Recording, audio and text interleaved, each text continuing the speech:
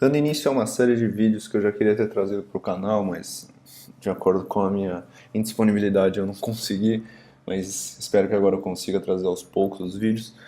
Eu quero tratar com vocês algumas classes do framework, classes que elas estendem e facilitam o nosso trabalho no dia a dia. A maioria dessas classes, elas nada mais do que são wrappers para funções e para classes do próprio WordPress, só que elas centralizam funções e facilitam muitas coisas com simples métodos e helpers que fazem de fato a diferença. A primeira classe que eu quero tratar é a classe Asset. Então vamos lá no nosso PHP Storm. A classe Asset ela pode ser utilizada tanto no tema quanto no plugin. Então isso é até uma funcionalidade que ela tem que vai facilitar para o desenvolvimento de plugins, que provavelmente vai ser um outro vídeo que eu devo fazer. Mas sem muito mais delongas, mas eu vou tratar nesse vídeo como a gente faz para fazer o carregamento dos assets, o que diferencia, o que não diferencia, como que pode fazer e os tipos de carregamento de assets, certo? Se a gente vier aqui na nossa pasta Resource Admin, a gente tem arquivo theme, ok? Se a gente adicionar aqui a classe Asset, a gente vai usar principalmente o método add.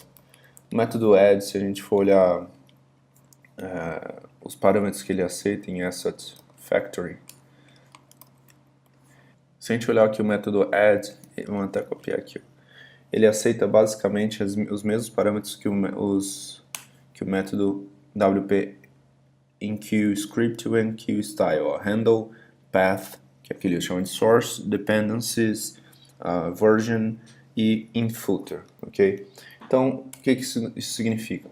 Se a gente ver aqui, ó, a gente tem asset add. O primeiro parâmetro é um nome, a gente tem que dar um nome para esse carregamento que a gente está fazendo. Então, geralmente a gente usa o contexto. No nosso caso aqui, a gente está desenvolvendo para o tema temas theme, então a gente colocaria algo como th, uma barra sinalizando o que está sendo carregado. Então vamos dizer, por exemplo, que a gente está carregando o Bootstrap. Ok? O segundo parâmetro vai ser o próprio caminho. Então, para o padrão, ele vai sempre olhar esse caminho dist aqui. Ó. Então vamos colocar ali, ó, css bootstrap.min.css. Geralmente CSS não tem nenhum tipo de dependência, então aqui seria um false, ok? A gente explica melhor isso no JavaScript, mas basicamente para CSS o parâmetro de dependência é falso. A versão a gente pode colocar a versão do Bootstrap, então 4.0.2, se eu não me engano.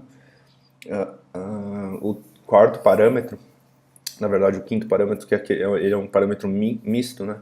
Que no caso de CSS ele vai definir o tipo de mídia, tá? Então se vai ser print, se vai ser all, se vai ser screen, qual vai ser o tipo de mídia, ou se for no caso do JavaScript ele vai definir se o script vai ser carregado no footer ou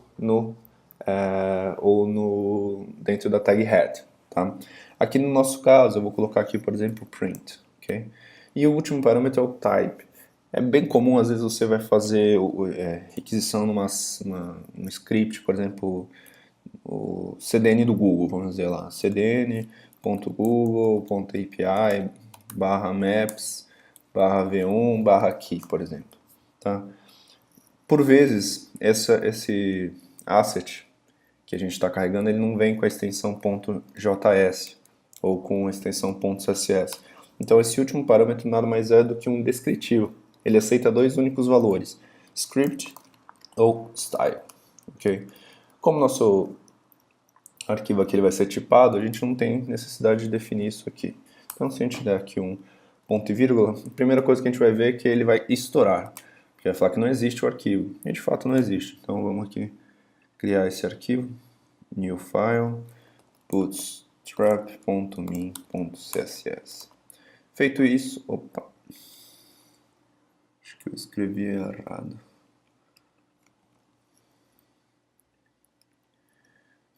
Rename. Feito isso, a gente pode ver aqui no nosso console que o Bootstrap foi carregado dentro do nosso dentro da nossa tag de head, ok? Vamos fazer a mesma coisa agora para o JavaScript. Só que lembrando, se a gente fizer isso aqui, por exemplo, ó, a gente aqui dentro tem a pasta vendor, o arquivo vendor. Se a gente colocar vendor aqui, vocês vão perceber que ele não faz o carregamento justamente por quê? Porque o nome do handler tá o mesmo. Então o carregamento tem que ser individual, mesmo diferenciando aqui. Ó. O único que tem aqui é o bootstrap.min, certo? Então, sempre que você for fazer o carregamento, se atente a mudar o nome do handler. Então aqui vamos para deixar mais descritivo, vamos colocar bootstrap CSS e eu criei aqui já um arquivo chamado bootstrapmin.javascript. Então vamos fazer o carregamento de JavaScript, JS, e aqui eu vou usar uma CDN. Então CDN JS para mostrar que a gente também pode fazer carregamento por CDN, bootstrap aqui, ok? Então vamos vir aqui, em vez de passar o caminho eu vou colocar aqui. Vou tirar o HTTP. No false aqui, a gente vai tratar ele já já. O 4.0.2 é a versão do Bootstrap. Aqui o print não vai existir, aqui na verdade vai ser true, ok?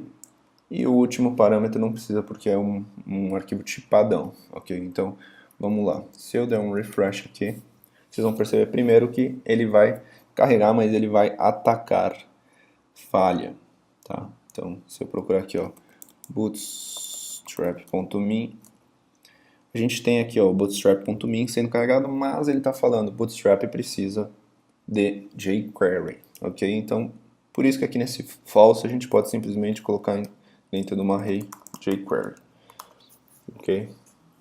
E aí ele vai começar a alegar que ele precisa desse popper.js. Então a gente faria basicamente isso daqui, ó. Eu vou pegar o MD aqui. Ok, então eu vou fazer o carregamento desse asset, asset.add th popper, passar o caminho dele. Tá, e se eu passar daí aqui esse th popper como dependência e dar um refresh aqui, a gente vai ver que não só a gente tem o nosso bootstrap.min aqui carregado no nosso head, com o media type como print, como a gente tem o popper, o jQuery, e por fim a gente vai ter aqui embaixo o bootstrap, ok?